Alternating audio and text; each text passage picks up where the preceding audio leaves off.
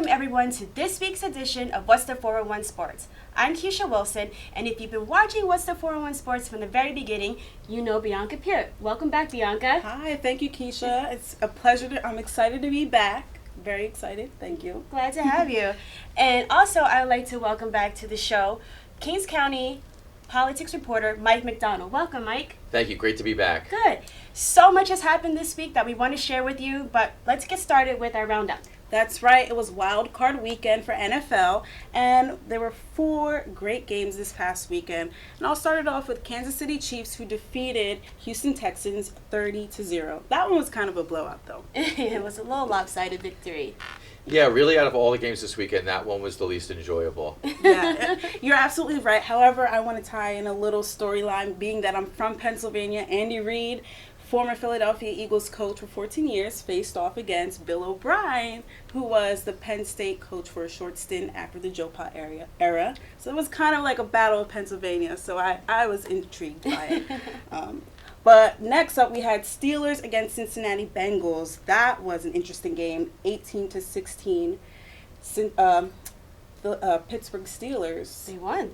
That game put the Wild in wild card, let me tell you. It all came down to really the last quarter and even the last couple minutes of the quarter with the epic meltdown. I think this is one of the biggest, if not the biggest meltdowns in playoff history, where the Bengals just literally handed over the game to the Pittsburgh Steelers with really unfortunate penalties, personal fouls, and it gave Pittsburgh what would have been a difficult field goal to make to basically a chip shot, and they walked away with the victory, the Steelers did, and once again Marvin Lewis and the Bengals went home with no playoff victories. A lot of people calling for Marvin Lewis's head after the way that thing went down, but you got to keep in mind Marvin Lewis has helped build that franchise over a number of years. Even though he doesn't have a playoff win, he still has brought a lot of credibility to that team. But at some point, you've got to win, right? True. Yes, You got to win that. It's great to get to the dance, but you want to be able to get on the rug and, shake your thing a little bit, bring home a win. So at some point, I think the Bengals may need to reevaluate what's going on with Marvin Lewis and why his teams are not getting to that next step. It's certainly a challenge. And to move on to another game, the Seahawks against Minnesota Vikings. Talk about another team. It would have been great to see Minnesota Vikings win. However, they lost 10-9. And another great game was Green Bay Packers against Washington Redskins. It started off great, but then it kind of got out of hand, and Packers took it away 35-18. Yeah, I mean, we didn't know what to expect out of Green Bay and Aaron Rodgers because it's really been an up and down season for them. And it was good to see Aaron Rodgers back in form.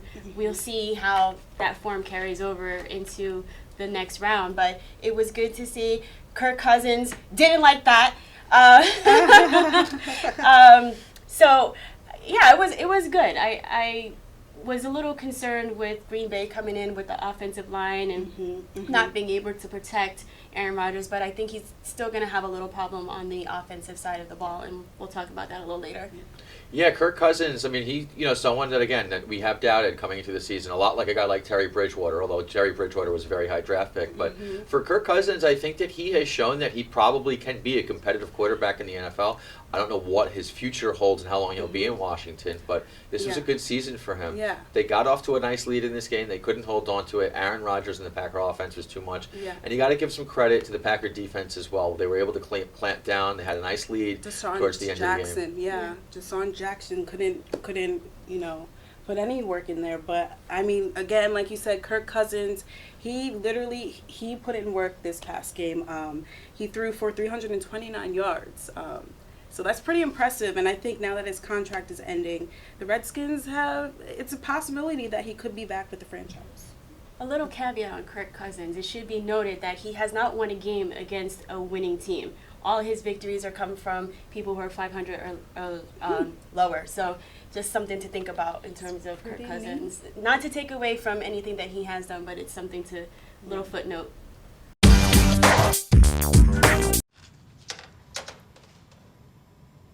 Wow, these are really good. You act surprised.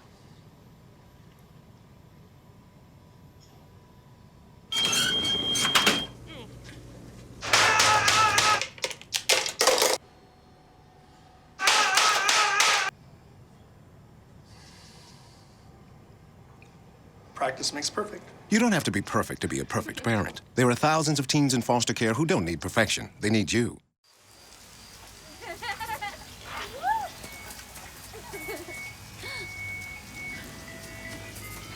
Mom, can we get some ice cream? Please, Mom, please. No, we're having dinner soon. Please.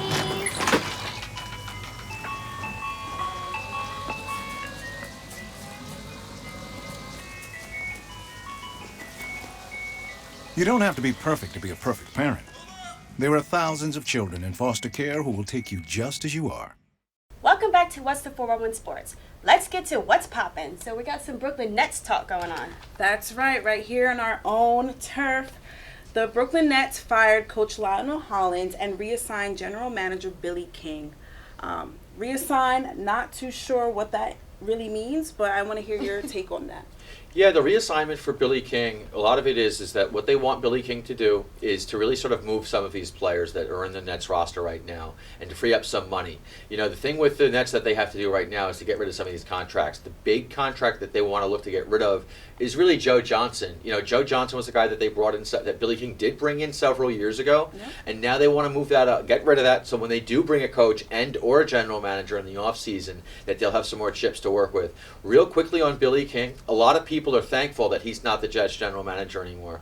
And the thing with Billy King, though, is this isn't all his problem, this mess that was created. The thing that happened with Billy King was there was a lot of pressure when the Nets made the transition to move from New Jersey to Brooklyn to win immediately.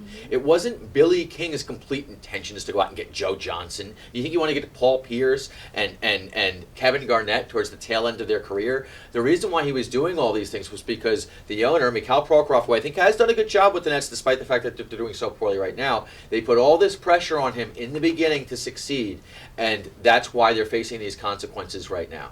Just out of curiosity, I do share similar sentiments, but if you think about Billy King's resume, this is not his first go around. This happened back in Philadelphia with the Sixers when he was trying to build a team around Allen Iverson, which he created a lot of questionable contracts as well, getting Samuel Dellenberg for a high price, basically overpaying for players who already reached their prime. And he ran through about 3-4 coaches, Jim O'Brien, and the question, he got fired mid-season there with the Sixers. So I think the question kind of comes about, like, is it really Billy King? I mean, I understand going along with your boss's directive. You're definitely not going to tell him no. But I think he completely missed the mark. He basically put the Nets in a worse position. He gave away, the farm to get aging players who are no longer with the team. He's overpaid. I think he's overpaid Joe Johnson and maybe some others. And he took away what some teams have a power to do, which is build within the draft. The Nets do not have any control over a first-round pick until 2019.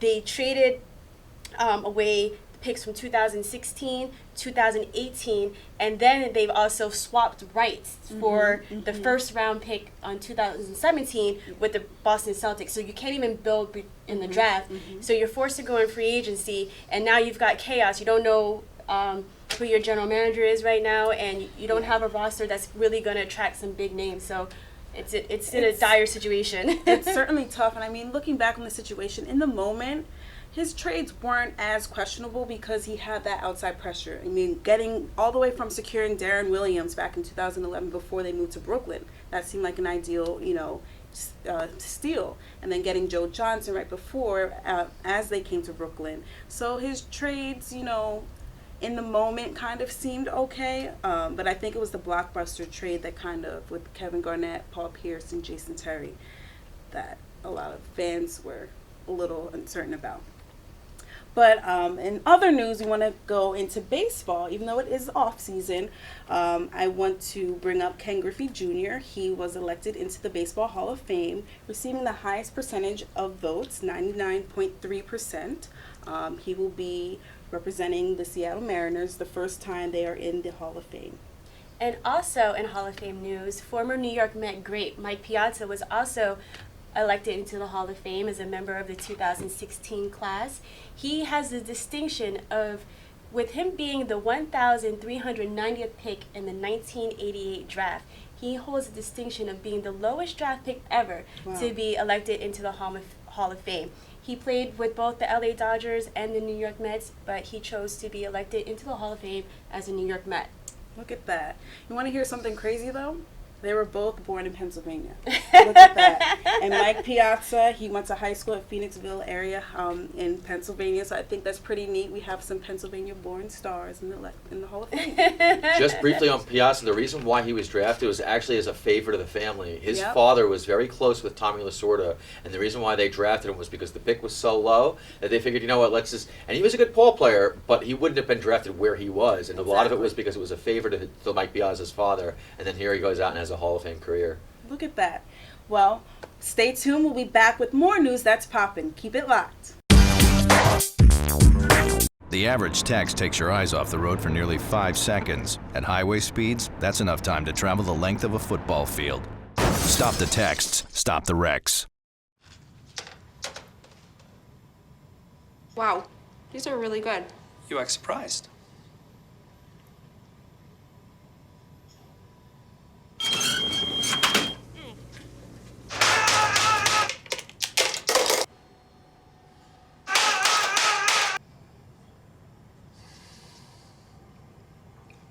Practice makes perfect. You don't have to be perfect to be a perfect parent. There are thousands of teens in foster care who don't need perfection. They need you.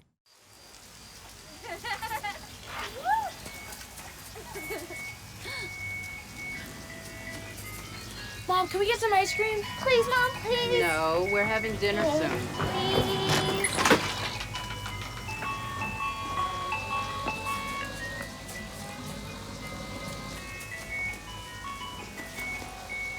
You don't have to be perfect to be a perfect parent. There are thousands of children in foster care who will take you just as you are. Welcome back to What's the 411 Sports. We're going to keep talking about what's poppin'. So in NFL news, NFL is king these days. Tampa Bay Buccaneers have fired head coach Lovie Smith after 2 seasons in that position. The Bucs posted a 6-10 record, and the 6 wins that were recorded were more than the 2 acquired during Lovie Smith's first year as head coach. So it came as a bit of a surprise because the Bucs, behind rookie quarterback Jameis Winston, seem to be on an upswing despite the losing record. So a shock. We wish Lovie, the best of luck and see what happens where he lands. There's definitely a job opening, so hopefully he'll get a phone call. You've got something to say. Let's just let it out. How do you feel about Lovie Smith's firing? I was holding it back. I mean, Mike, you touched on it earlier. The way they did it, just first of all, it was a surprise. Lovie Smith is just not like any coach. He's like Hall of Fame. I don't know. He definitely has a great resume. He turned around the Chicago Bears squad. So I'm just very disappointed that they called him and told him that he was fired. Yeah, this is a guy that got to a Super Bowl with Rex Ryan with the Bears, and then here he goes, and then he takes this Tampa Bay job a couple years ago. They didn't have much success, but their roster really didn't have much, and I thought he did a pretty good job with Jameis Winston, as we pointed out, doing the firing over the cell phone like that. I'll tell you the people that don't like this, and it's the NFL. The NFL has put together this Rooney Rule. They want to get black coaches into the NFL, as many as possible. Yep. And when you take a guy like Lovie Smith, who's got class, who's proven that he has credibility, where he's not like a lot of these other NFL coaches, like Bill Belichick, who has no personality, and the thing with Lovie losing this job, it's kind of tough to see that. But the thing that I think, without question, is Lovie Smith, without a doubt, if it's not this offseason, he will get another coaching job in the NFL. He will be back immediately, hopefully with the Philadelphia Eagles. If not, Giants, give him a call. Possibly with the Giants, because he did apply there while Coughlin applied. But due to the Rooney Rule, they gave him the interview, although the Giants already knew they wanted Coughlin, sealed the deal. So I think he will be in the NFC East, I'll put it that way. Come to New York, Lovie. Come. It's Gotham City. You'll be great.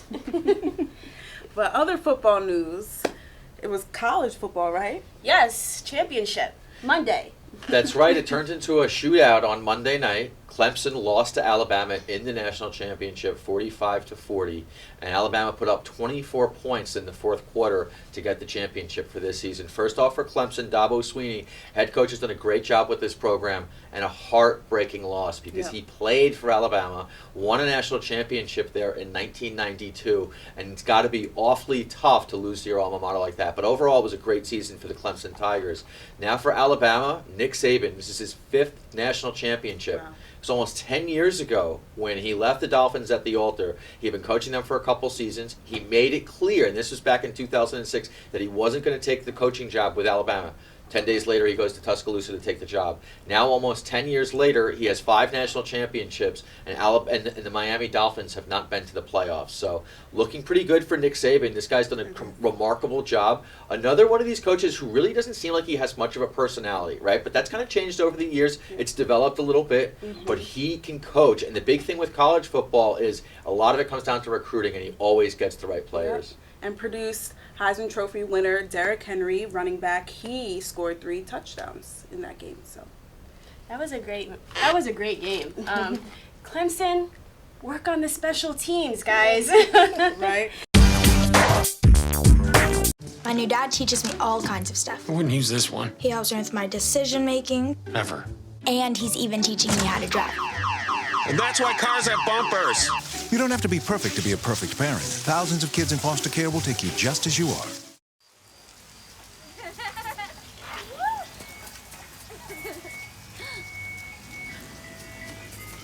Mom, can we get some ice cream? Please, Mom, please. No, we're having dinner soon. Please.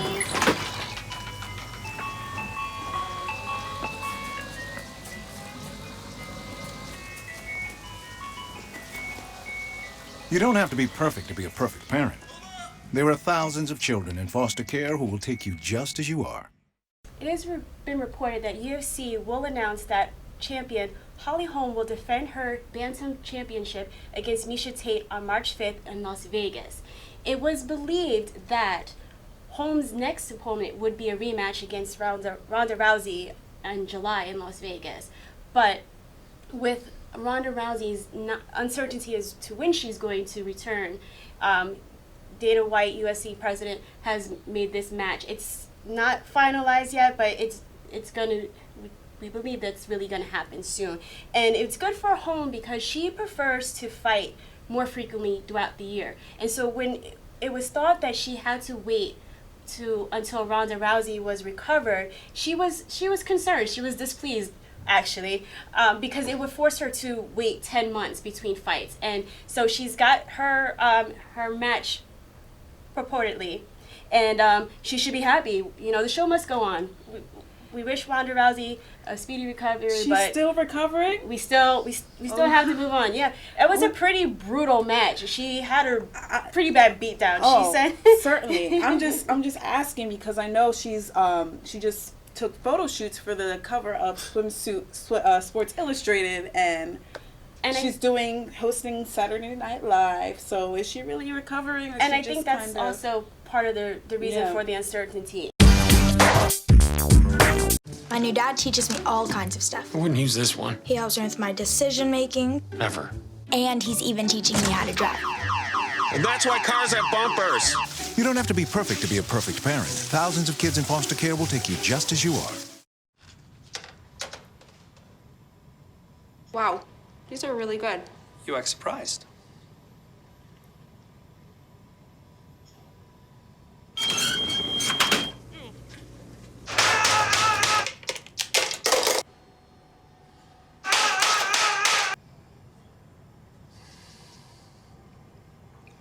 Practice makes perfect. You don't have to be perfect to be a perfect parent. There are thousands of teens in foster care who don't need perfection. They need you. Welcome back to What's the 401 Sports. Now let's get to stories that are flying under the radar. Cleveland Browns quarterback Johnny Manziel finds himself benched again, but this time not by the Cleveland Browns, but by LRMR, which is a marketing agency co-owned by LeBron James. The agency handled Johnny Manziel's endorsement since being drafted into the league. And in a statement by CEO and co-founder Maverick Carter, he says the following: "I will continue to support and advise him as a friend. However, because Johnny needs to focus on personal growth, the next phase of his career, and because LRMR continues to expand beyond marketing, we made the mutual decision that it was best to terminate our business relationship. So, with a shaky future with the Cleveland Browns, now he has been released by LRMR. Johnny Manziel, the hits keep coming. Yeah, for Johnny Manziel, I don't know what his future holds as an NFL quarterback, and I'm leaning towards thinking that he's not going to have much of one.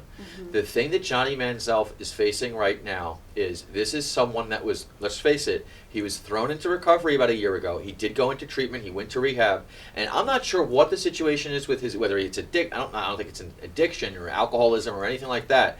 But if you have a problem and they put you in rehab, the rule is pretty much you need to kind of stay on the right track. Yep. He hasn't done that, and I don't know specifically what's going on with him, but right now I think he's scared. I really do. I think that he's got some issues. Again, I don't know what his substance abuse problems are or anything, but there are definitely some issues with this kid, and you can see it. You can see because he's hurting the people that are closest to him. The franchise that he's playing for. LeBron James went out of his way to help this guy out. He's hurting LeBron James, and this is going to continue because this is someone who's at a young age right now, and he's fighting it, and the longer that continues, it's going to get progressively worse. There's no question about it. I agree. It's certainly it takes a lot of time. And again, he's very young. He's 23 years old. So it's just tough. I mean, a couple weeks ago, he was found in Vegas gambling and eating and drinking. And reportedly, he didn't show up to the final game of the season against the Steelers. So I think he just needs to get in a personal state of mind and just work in that personal development, and that takes time. You cannot rush that. After all, he is a young athlete. Yeah, I mean, he is young. I like to think he's going to get a second chance somewhere because he is young and it's kind of that growing phase, but he's on a really, really tight leash. So, Johnny Manziel, I hope you get everything together and achieve success and I hope that this is what you really want. Yes. And not just the trappings of being an NFL quarterback. So he's certainly lucky we did not put him in the doghouse. I'll tell you that much. However, we will be back with a couple of students or kids who are in the doghouse. So you keep it locked. You're watching What's the 401 Sports.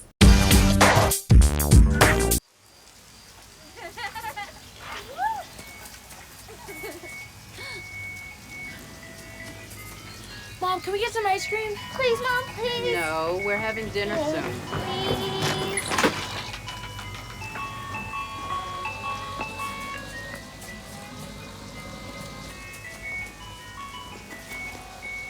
You don't have to be perfect to be a perfect parent.